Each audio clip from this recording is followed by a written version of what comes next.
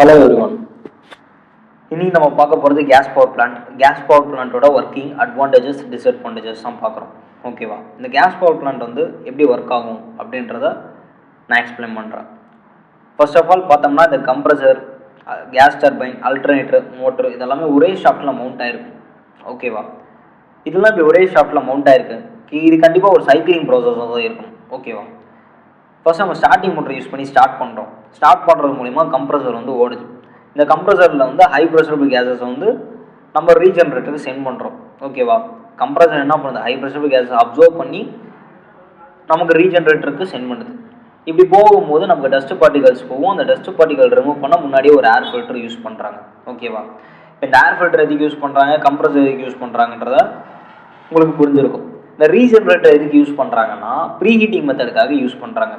இந்த case டர்பைன்லேருந்து exhaust ஆகிற steam வந்து ரீஜெனரேட்டர் வழியாக தான் போகுது. பார்த்தீங்கன்னா அங்கே ஒரு ஏரோ மார்க் இருக்கும். ஸோ இது மூலிமா தான் நமக்கு ரீஜெனரேட்டர் வந்து ப்ரீ ஹீட்டிங் மெத்தடுக்கு ரொம்பவே ஹெல்ப்ஃபுல்லாக இருக்குது. நமக்கு வெளியிலேருந்து வர ஒரு அட்மாஸ்பரிக் ஏர் வந்து ஒரு கொஞ்சம் சூடாக கிடச்சிச்சின்னா அதை வந்து இன்னும் யூட்டிலைஸ் பண்ணி இன்னும் நல்லா ஹீட் பண்ணி ஒரு ஸ்டீமாக கன்வெர்ட் பண்ண ஹெல்ப்ஃபுல்லாக இருக்கும். இது எதுக்குன்னா ஃபியூவலோட எஃபிஷியன்சி யூட்டிலைசேஷனை வந்து இம்ப்ரூவ் பண்ணுறதுக்காக தான். ஓகேவா?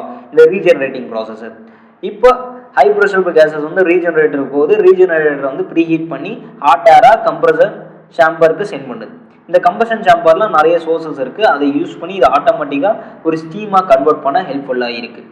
என்னென்ன சோர்சஸ்னால் ஃபியூவல் யூஸ் பண்ணிக்கலாம், நேச்சுரல் கேஸு, கோல் கேஸு, இந்த மாதிரி இதை யூஸ் பண்ணி இந்த கம்பஷன் சேம்பர் வந்து என்ன பண்ணுதுன்னா ஒரு ஸ்டீமாக கன்வெர்ட் பண்ணி கேஸ் டர்பைனுக்கு சென்ட் பண்ணுது. இந்த கேஸ் டர்பைன் என்ன பண்ணுதுன்னா இது டெவலப் ஆகி மெக்கானிக்கல் ஆக்சிலரேஷன் நம்ம கொடுக்குறோம். அதுதான் நம்ம ஸ்டார்டிங் மோட்டர் வழியாக மெக்கானிக்கல் ஆக்சிலரேஷன் கொடுக்குறோமே.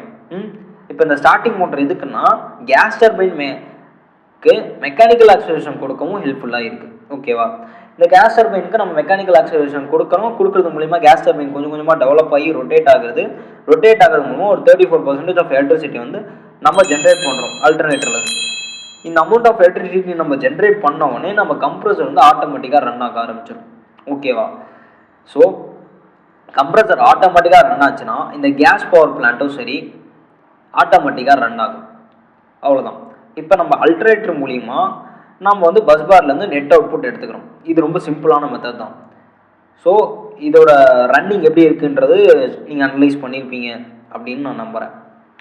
ஓகே. ஸோ இப்போ புரிஞ்சிருக்கும் இந்த ஸ்டார்டிங் மோட்டர் எதுக்குன்னா. ஓகே, இதோட அட்வான்டேஜஸ் டிஸ்அட்வான்டேஜஸ் பார்க்குறோம். மெயின்டெனன்ஸ் காஸ்ட்டு ரொம்ப கம்மி. It requires less water as compared to the steam power plant. Steam power பிளான்ட்டை கம்பேர் பண்ணும்போது வாட்டர் ரெக்வயரிட்டிஸ் ரொம்ப கம்மி. It can be started quickly. இதை வந்து ஈஸியாக ஸ்டார்ட் பண்ணிட முடியும். There are no stand by losses. இதை நிறுத்தி வைக்கிறதுனால எந்த ப்ராப்ளமும் இருக்க போகிறதில்ல. இது does not require heavy foundations and buildings. இதுக்காக ஒரு பெரிய ஃபவுண்டேஷன்ஸ் பில்டிங்ஸ் எல்லாம் கட்டணும்னு அவசியம் இல்லை. ஓகே, இப்போ இதோட டிஸ்அட்வான்டேஜஸ் பார்க்குறோம். டிஸ்அட்வான்டேஜஸ் என்னென்னா ரன்னிங் காஸ்ட்டு ஹை. இதை ரன் பண்ணுறது மூலிமா காஸ்ட் ஹை. எல்லாருக்குமே ஒரு டவுட் வரும், ரன் பண்ணுறது என்ன காஸ்ட் அதிகமாக போகுது? இந்த இடத்துல நான் வந்து ஃபியூவலு, நேச்சுரல் கேஸ், கோல் கேஸ் அந்த மாதிரி 3 வகையான சோர்ஸஸ்க்குமே நான் யூஸ் பண்ணிக்கலாம். ஸோ அப்படிங்கும் போது எனக்கு இந்த இடத்துல ரன்னிங் காஸ்ட் அதிகம் அப்படின்னா நமக்கு வந்து ஒரு குழப்பம் வரும். ஓகேவா? ஃபர்ஸ்ட் ஆஃப் ஆல் நம்ம என்ன பண்ணியிருக்கோம், இதில் அட்வான்டேஜஸ்லேயே பார்த்துருப்போம், நோ ஸ்டாண்ட் பை லாசஸ்ன்னு பார்த்துருப்போம். நம்ம நிறுத்தி வைக்கிறதுனால எந்த ப்ராப்ளமும் இல்லை. ஸோ அப்போ இதை நம்ம ஸ்டார்ட் பண்ணும்போது கண்டிப்பாக வந்து நிறுத்தி வச்சு தான் ஆரம்பிச்சிருக்கோம். ஸோ பழைய எஃபிஷியன்சி சரி அதை வந்து திரும்ப கொண்டு வரணும்னா இட் ஹேவ் சம் மெயின்டெனன்ஸ் போகணும். ஸோ அந்த மெயின்டெனன்ஸ் வந்து நமக்கு ரன்னிங் காஸ்ட்டாக இருக்கும். ஓகேவா? ஸோ அதனால் running cost high. The major part of the power developed from the turbine used as a drive. அதாவது மேஜர் அமௌண்ட் ஆஃப் எலக்ட்ரிசிட்டி வந்து டர்பைன்லேருந்து டெவலப் ஆகி கம்ப்ரஸரை ட்ரைவ் பண்ண வைக்கணும். அப்போ தான் நெட் அவுட்புட்டே நம்மளால் எடுக்க முடியும். ஸோ அது ஒரு பெரிய disadvantage. The overall efficiency of the plant is low. The plant overall efficiency low. ஓகேவா? So these are the final result. So okay, bye.